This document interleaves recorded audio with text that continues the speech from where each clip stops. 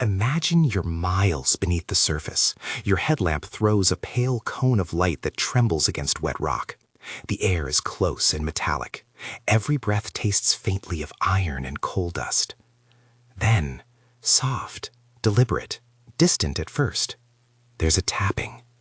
Knock, knock, knock, from somewhere beyond the pool of your light.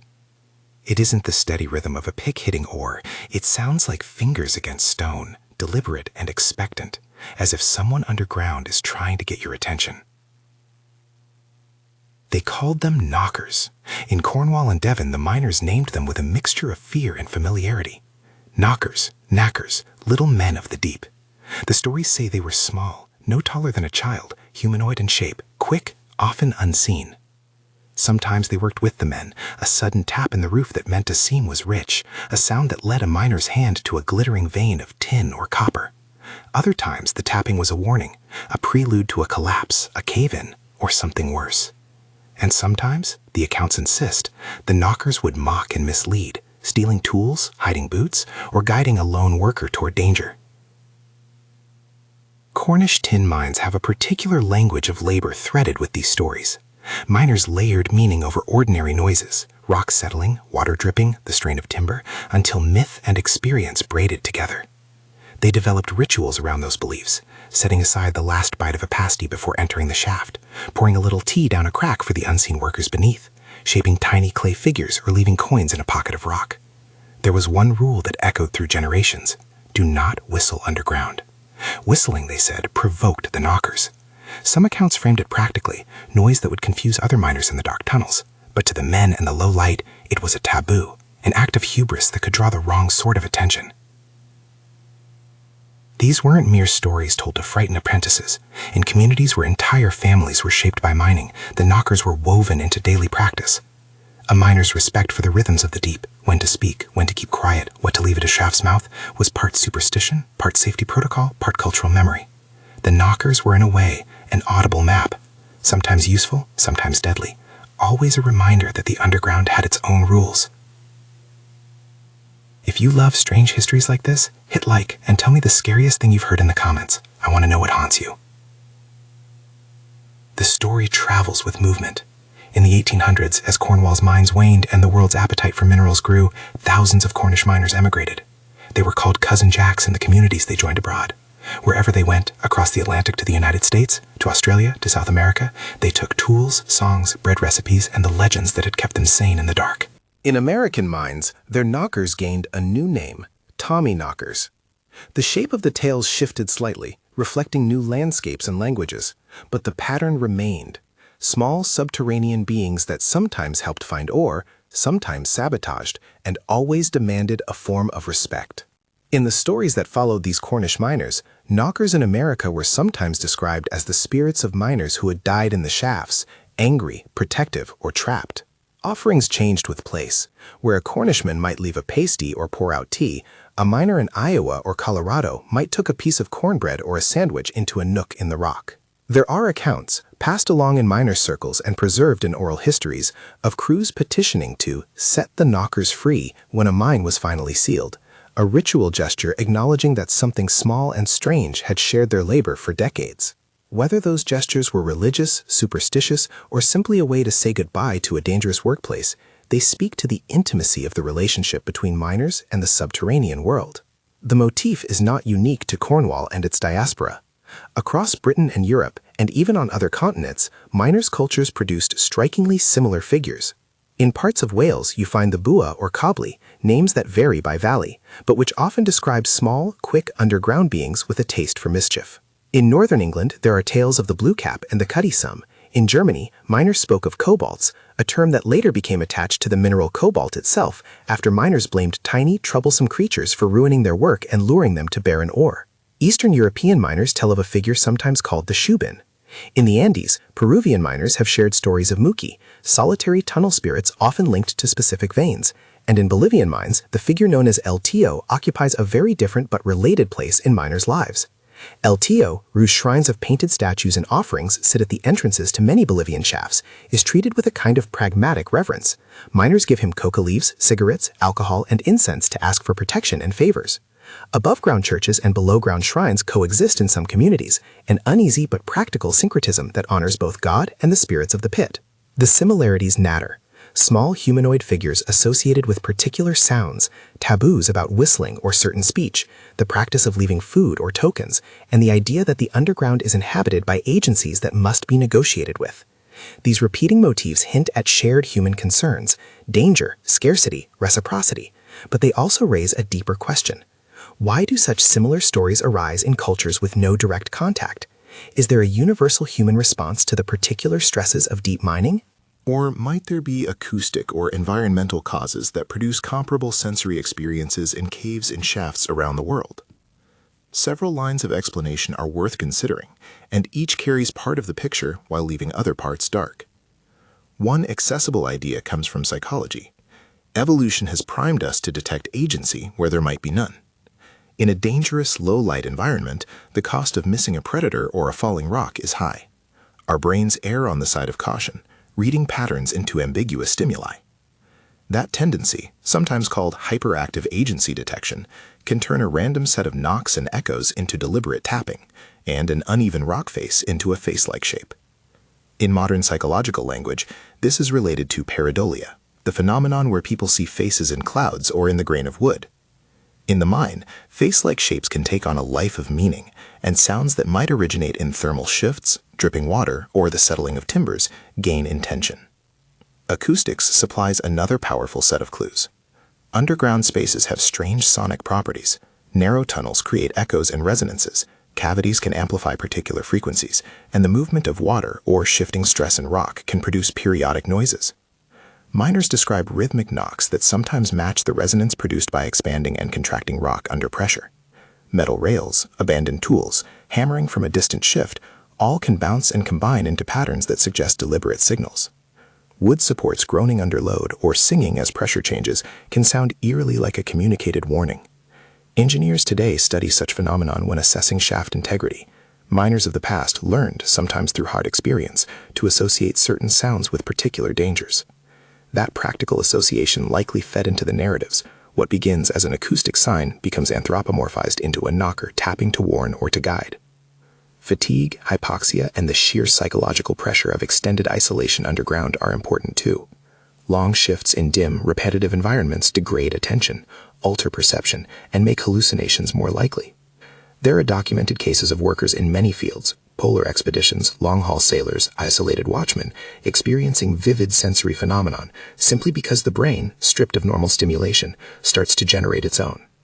A solitary miner hearing an odd knock at 2 a.m. after 12 hours of concentration is vulnerable to interpret that knock as agency rather than accident. Then there's cultural projection and social reinforcement. When a mining crew shares the belief in knockers, the pattern of stories and rituals enforces itself. If one miner swears that a knock led him to a rich seam, that detail is prized and retold, and soon other miners notice the same noises through the lens of that tale. Rituals, offering the last bite of a pasty, pouring tea into a crevice, function not only as appeals to spirits, but as group behaviors that create coherence and reduce anxiety. They make the unknown manageable. This does not reduce such practices to mere superstition. In many contexts, ritual is a functional response to risk. Yet none of these explanations alone resolves the full puzzle. Acoustic phenomena and pareidolia plausibly account for sounds and some visual impressions. Fatigue explains hallucinations. Cultural reinforcement explains spread and persistence. But why do so many disparate cultures converge on remarkably similar characters, small, subterranean humanoids tending toward both helpfulness and malice? Why is the taboo on whistling so widespread in mining folklore? And why do accounts persist even in modern mines equipped with electric lighting, ventilation, and strict safety protocols? Part of the answer may lie in the structure of mining itself. The environment imposes a narrow set of variables: darkness, confinement, risk, and a constant negotiation between human labor and inorganic geology. Those constraints produce similar human adaptations: ritual behaviors, personification of environmental cues, and communication norms that can take similar narrative shapes. Additionally, migration spread stories. The cousin Jacks brought their legends to the Americas and beyond, Those tales mixed with local beliefs and technologies, producing new variants that nevertheless carried recognizable DNA. But the persistence of reports into the modern era is striking. Anthropologists and folklorists who have interviewed miners in recent decades collected stories of blowing shapes at the edge of vision, figures darting between shafts, knocks that seemed to answer or mock, and things moved at night when no one was in the tunnel. Often, these men and women were reluctant to speak on the record. In mining communities, there is stigma attached to admitting an encounter that sounds irrational. That secrecy preserves an aura of the forbidden and may encourage the very rituals that keep stories alive. Modern equipment hasn't silenced every story. Electric lights remove absolute darkness, ventilation reduces some chemical effects, and sensors track rock stress, but people still work in precarious space. Mines still produce the same stressors: long hours, danger, and the elemental feeling of being under a living weight of earth. Technology changes some variables, but doesn't erase the human mind's tendency to narrativize danger. There are also socially specific continuities that deserve respect. In Bolivian tin mines, LTO is not a simple superstition to be dismissed. Shrines of painted statues and offerings reflect an integrated system of belief and practical negotiation with the world below. Miners there will tell you, if asked carefully, that LTO is both a figure of power and a broker of resource flows. His presence is part of a ritual economy that helps people manage risk. Anthropologists emphasize the need to understand these practices on their own terms, not simply to label them as primitive relics. In many communities, faith, survival strategy, and a sense of place are entwined. So what does all this add up to? The honest answer is, we don't know for sure. The knockers might be a composite phenomenon, acoustic signatures given agency by human psychology and shaped over generations into a cultural fixture. They might be fears and hopes personified, a way for miners to externalize the unpredictable nature of the deep. They might be something else entirely, something the available science does not yet capture. The important point is that the accounts themselves tell us about human beings responding to a hostile, inscrutable environment with ritual, storytelling, and a steady skepticism mixed with a grain of fear. Along the way, these stories gave miners practices that mattered. The taboo against whistling, whether rooted in practical communication concerns or in mythic caution, arguably reduced reckless behavior. Leaving a pasty or pouring tea may have had no direct mechanical impact on rockfall, but it created communal habits, pauses before descent, shared acknowledgement of risk that could preserve life through caution, not magic. Rituals regulate time, foster solidarity, and codify safety-adjacent behaviors. Looking at knockers through that lens deepens our appreciation of how folklore can be adaptive even if its supernatural basis is unproven. Still, the eerie remains. Even when you accept plausible natural explanations, there is something chilling about the way the knockers occupy miners' imaginations.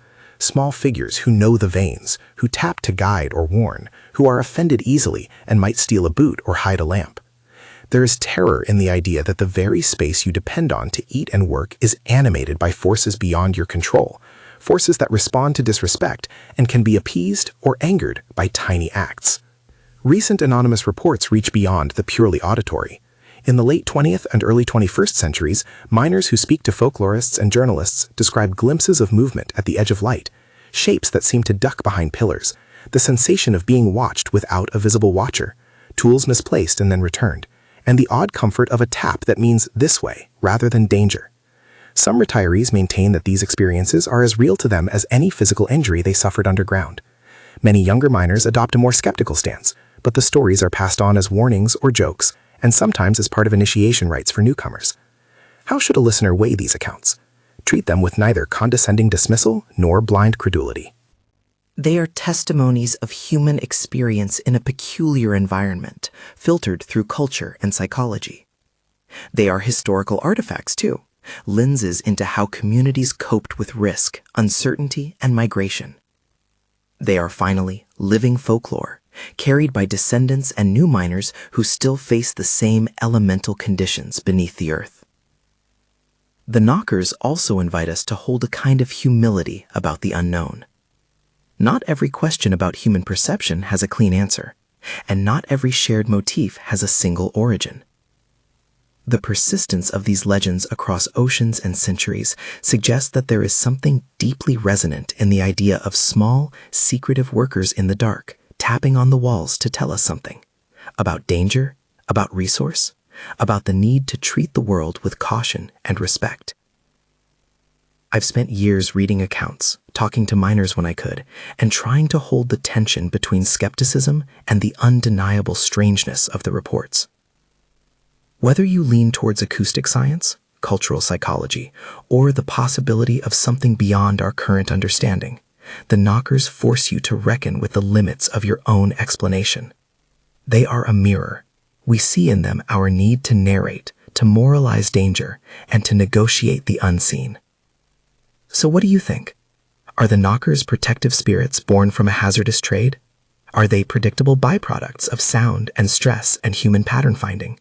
Or are they something else, folk beings that took on lives of their own as miners moved from Cornwall to the world? Share your theory in the comments, and if this story drew you in, consider subscribing so you don't miss more odd, unsettling histories like this one.